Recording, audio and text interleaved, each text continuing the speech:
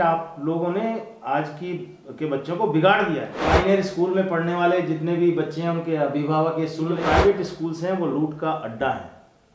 Copy यहीं से लीजिए, किताबें यहीं से लीजिए, ड्रेस यहीं से लीजिए, जूते यहीं से लीजिए, पिकनिक आप यहीं से करवाइए। ये आरोप भी आप लोगों पर बहुत लगता है, इसके बारे में आप क्या कहेंगे? सर ये तोहमत आप मेरे ऊपर नहीं लगा सकते। आपके बच्चे हैं कहीं आप कह सकते हैं कि बाहर सर्विस में कि अच्छी पोस्ट पर हैं, अच्छे फील्ड और में समाज में काफ़ी अच्छा भी काम कर रहे हैं। बहुत सारे जो बच्चे ऐसे हैं जो लीडर्स में भी हैं, यानी ऐसा कोई फील्ड है ही नहीं जहाँ पे हमारे बच्चे नहीं गए हों। नमस्कार, आपका बहुत बहुत स्वागत, अभिनंदन। मैं हूं संजय कुमार। कहते हैं कि शिक्षा शेरनी का वो दूध है कि जो इसे पिएगा वो दहाड़ेगा। और शिक्षा किसी भी समाज के लिए, किसी भी देश के लिए जरूरी होती है, उसका आधार होती है। जो समाज जितना ज्यादा शिक्षित होगा वो उतना ही ज्यादा बढ़ेगा। और बहुत सारे स्कूल हैं जो आजकल के बच्चों को शिक्षा दे रहे हैं। ऐसी एक शख्सियत आज हमारे साथ मौजूद है, Sanjeev Kumar ji. Pioneer public school के प्रबंधक हैं। शिक्षा को लेकर के कुछ उनसे आज चर्चा करेंगे। संजीव जी, आपका बहुत बहुत स्वागत। Thank you sir, thank you Sanjay ji. सबसे पहले ये बताइए सर, आप कब से आप शिक्षा के क्षेत्र में हैं? सर मुझे करीब 20 साल हो गए शिक्षा के क्षेत्र में। जी। तो पहले की शिक्षा में और अब की शिक्षा में क्या डिफरेंस आप पाते हैं? बहुत डिफरेंस है सर। आज से 20-25 साल पहले बच्चे जो थे वो स्कूल से बाहर जाते थे, खेलते कूदते थे, उनकी फिजिकल एक्टिविटी काफ़ी हुआ करती थी। आज की डेट में बच्चे के पास में फिजिकल एक्टिविटी नहीं है। वह स्कूल आते हैं, पढ़ाई करते हैं, घर जाते हैं, लैपटॉप मोबाइल पे लग जाते हैं। तो ये सबसे बड़ा डिफरेंस है। बच्चे के पास में नेट का सहूलियत है। स्कूल जाने के बाद में जनरली बच्चे जो है नेट पे ही लगे रहते हैं। फिजिकल एक्टिविटी उनकी काफ़ी कम हो गई है और इससे क्या है, उनका मेंटल स्टेटस है वो भी डाउन हुआ है। ओके, लेकिन इसके लिए तो आप पर ही आरोप लगते हैं सर। निजी स्कूलों के लिए आरोप लगते हैं कि आप लोगों ने आज के बच्चों को बिगाड़ दिया है। आप स्कूल से उनको होमवर्क भेजते हैं व्हाट्सएप के थ्रू, इतना होता है कि वो उनका जो है पीछा ही नहीं छूटता उस काम से। मतलब उनकी आंखें तक खराब हुए जा रही हैं। बच्चों का, पेरेंट्स का अलग दिमाग खराब हो जा रहा है कि बच्चे फ़ोन छोड़ के राजी नहीं है और स्कूल के लिए ब्लेम करते हैं कि इतना स्कूल में ने काम दे दिया, उसी पे लगे हुए हैं बच्चे। सर ये तोहमत आप मेरे ऊपर नहीं लगा सकते, हमारे से ऊपर नहीं लगा सकते। हम बच्चों को इतना होमवर्क नहीं देते, 1.5-2 घंटे का ही होमवर्क देते हैं, जितना बच्चा जो है आराम से कर सके। और बाकी और भी जो काम है, फिजिकल एक्टिविटी है, उसको भी वो कर सके।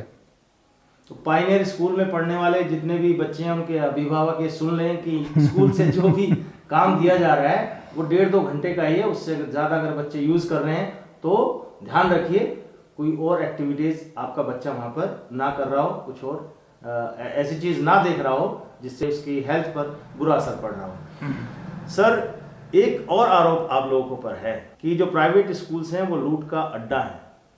कॉपी यहीं से लीजिए, किताबें यहीं से लीजिए, ड्रेस यहीं से लीजिए, जूते यहीं से लीजिए, पिकनिक आप यहीं से करवाइए। ये आरोप भी आप लोगों पर बहुत लगता है, इसके बारे में आप क्या कहेंगे? हाँ, बहुत अच्छा सवाल है सर आपका। और जनरली परसेप्शन लोगों का यही है, लेकिन ऐसा नहीं है। दिल्ली में सभी स्कूलों को आप एक समान नहीं तोड़ सकते। बहुत सारे कैटेगरी के स्कूल हैं।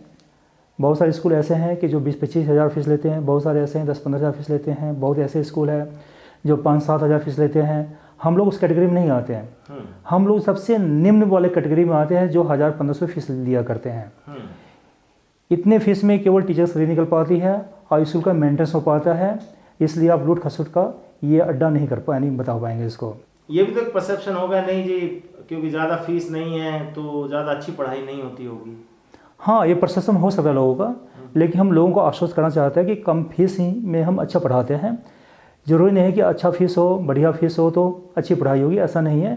कम फीस में भी अच्छी पढ़ाई होती है। आप आकर यहाँ देखिए कि हम कम फीस में कैसे मैनेज करते हैं।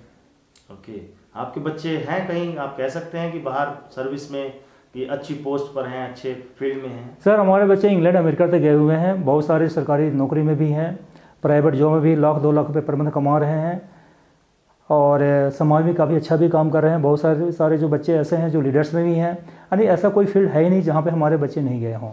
सर, क्या योजनाएं हैं आगे स्कूल की, आप कुछ है? हाँ, योजना ये है कि आने वाले 2-3 महीने के अंदर हम स्कूल के बच्चों के लिए एक अच्छा प्लेग्राउंड की व्यवस्था करने जा रहे हैं। अभी जो प्लेग्राउंड हमारे पास में जो है वो इतना बड़ा नहीं है। हम चाहते हैं कि प्लेग्राउंड बड़ा हो कि बच्चे जो है उसमें खुल के खेल सकें, उनकी फिजिकल एक्टिविटी और बढ़िया हो।